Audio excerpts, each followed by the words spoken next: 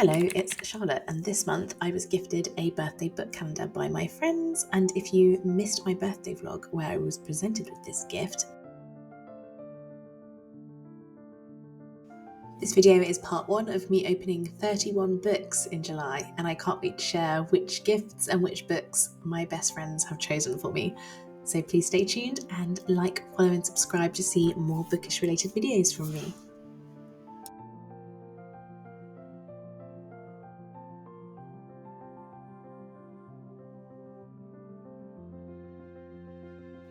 Day one, I opened The Future by Naomi Alderman. I've already read this and it was a 5-star read for me. It's a very dark sci-fi dystopia.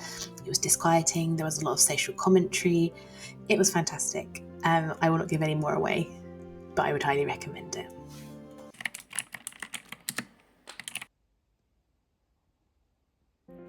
Good morning. It is day 2 of our book calendar and we're going to go open our second book.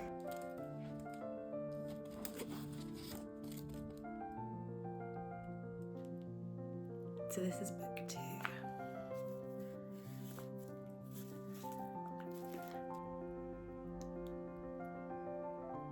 It's a hardback.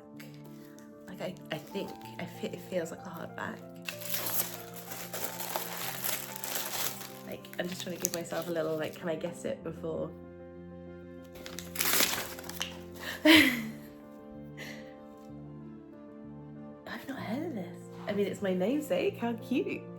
There's a fact-embracing novel that resembles poetry with one reverberating sentence stacked over another. A shade of emotion from elation and amusement to longing and sorrow.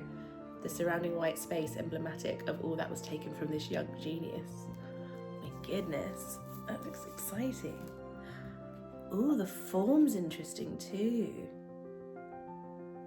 Is it poetry? If you can see how it's written, it's fragmented into smaller chapters and pieces like this. I don't see speech in any traditional sense either. I think it's interesting. Love it. Charlotte is an alternative biography of German artist Charlotte Salomon, who was a victim of the Holocaust. I have already read this. It was 5 stars. It made me weep and was just such a painful reminder of the lost potentials of so many human beings and artists in that period of history.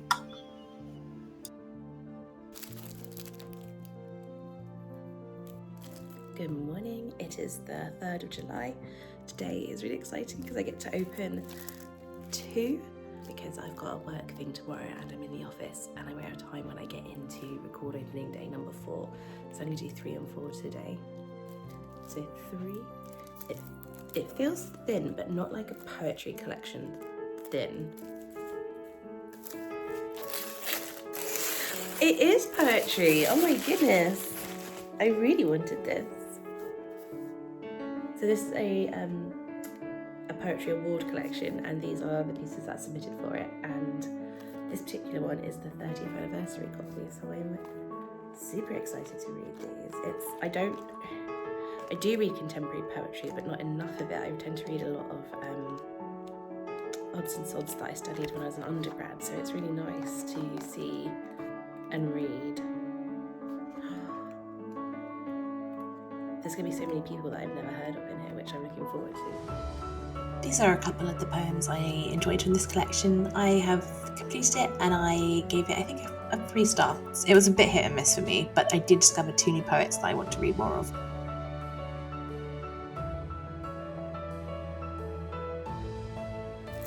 So number 4, it's a little chunkier. It's also a paperback, double layer.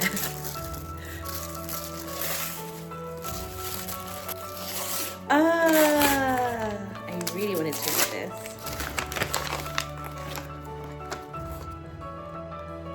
So that's Adam Kay. And Adam Kay wrote This Is Going to Hurt, and it was a really good kind of memoir collection of essays when he was training as a junior doctor, but also a lot of his meditations on what it's like working for the NHS, and I feel like this is a follow-up kind of to that. There's always a lot of humour as well as pathos in his writing, so it's very British humour, which I really enjoy. So. Undoctored was the first book from the calendar that I DNF'd.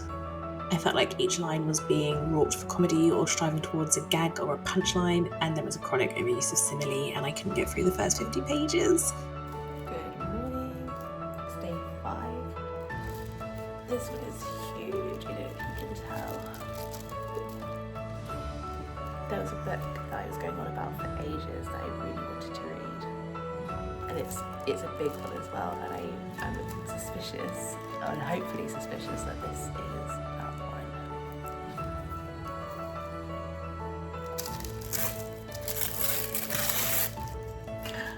Yes!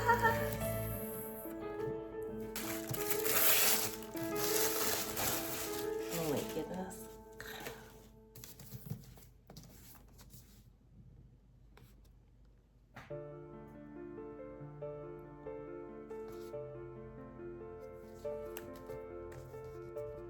So gorgeous.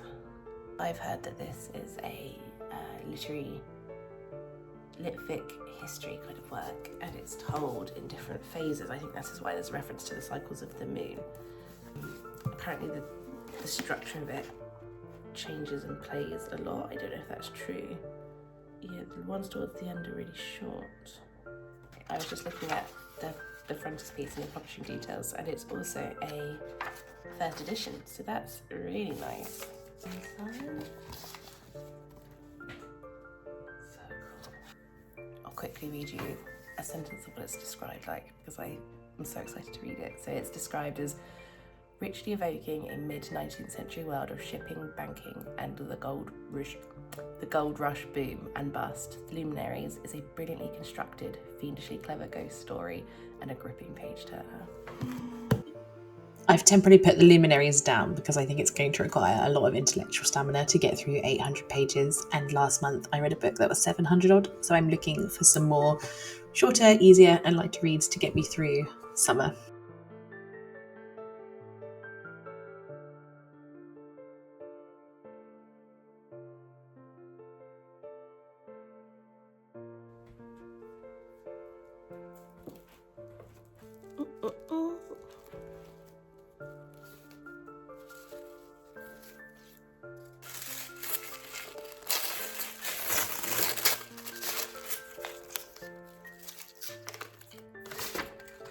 Ooh. I heard this.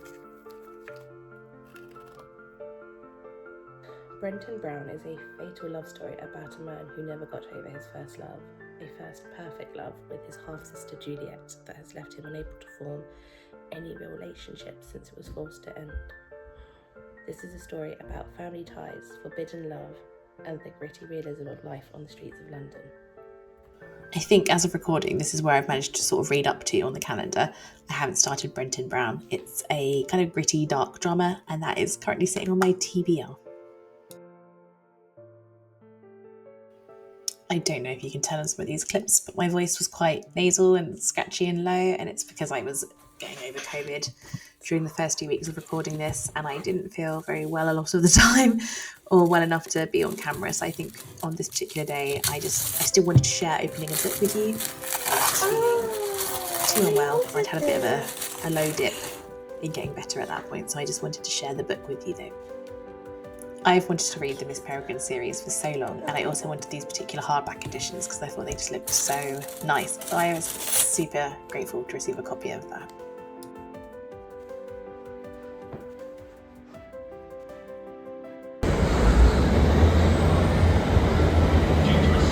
It is day 8.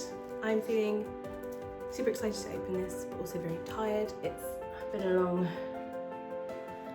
old day at work today, and I just want to open this, grab some food and go to sleep. So I'm going to make this a quick one.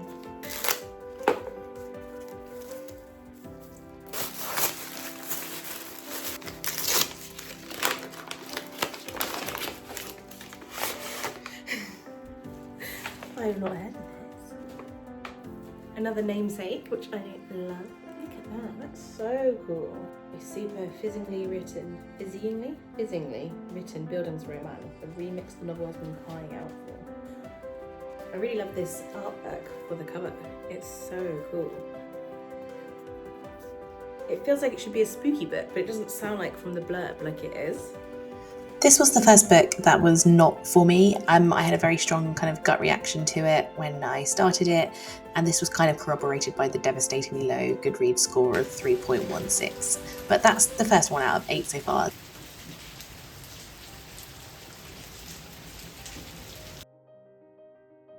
You can tell which days I have to go out in the real world and go to the office, because in this clip I don't even talk. I am so peopled out and introvert battery empty, and I can't believe I say nothing on this day because this was one of my favourite books that I was gifted. I love Michael Crichton, and this is the follow-up to Jurassic Park, and he writes these incredible action sci-fi thrillers from the sort of 80s and 90s.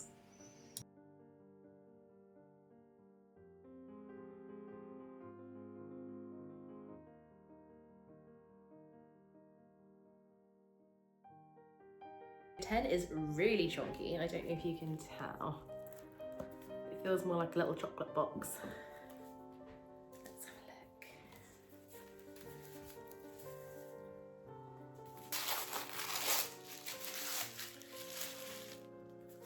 a look. Ooh!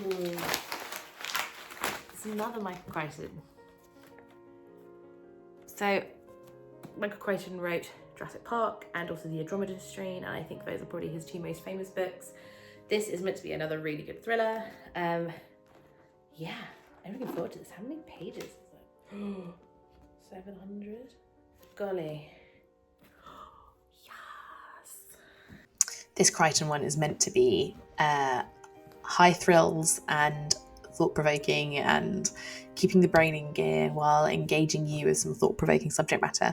It also has a solid 3.7 on Goodreads, so I look forward to reading that.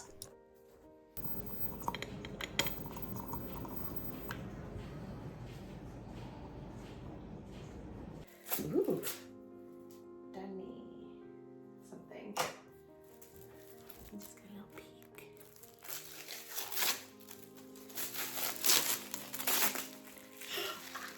I really wanted this. So this I think I'd seen in the works, and it's meant to be I don't know if this is true, but a bit Frida McFadden-y in that it's a very easy, fast-paced, super bingeable thriller. This is a really nice copy. Really nice. Sorry, this is the book.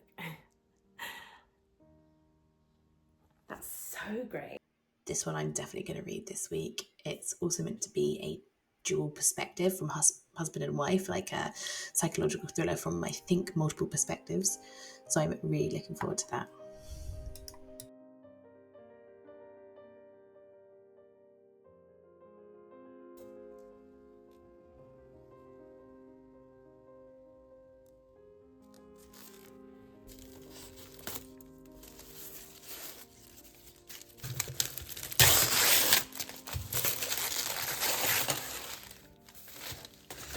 Ooh. The perfect modern horror novel.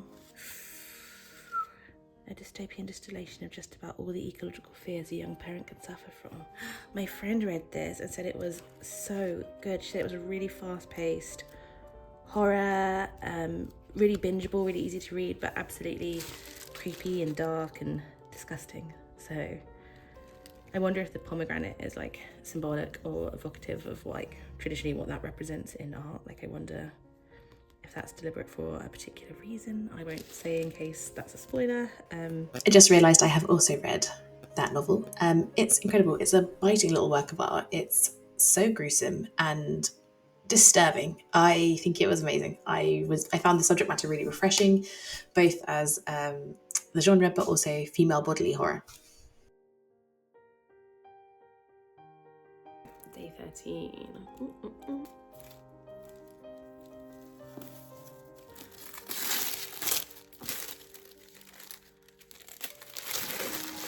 Ooh.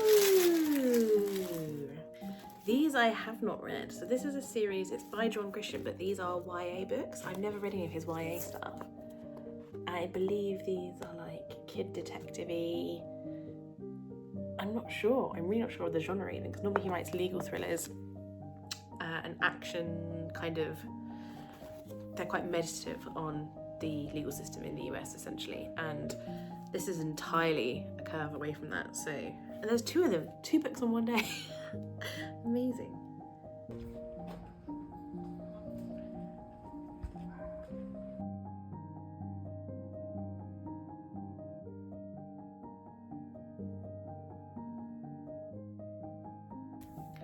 Good evening. It is day 14, so we are at the end of week 2. And we have another book to open.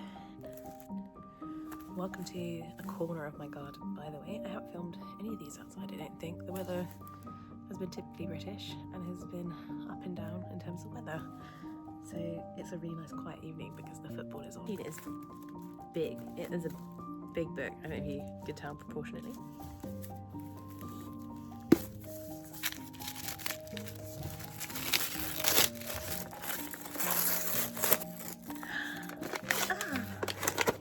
I did really want to read it. I almost got it out from the library recently. Look how gorgeous that is.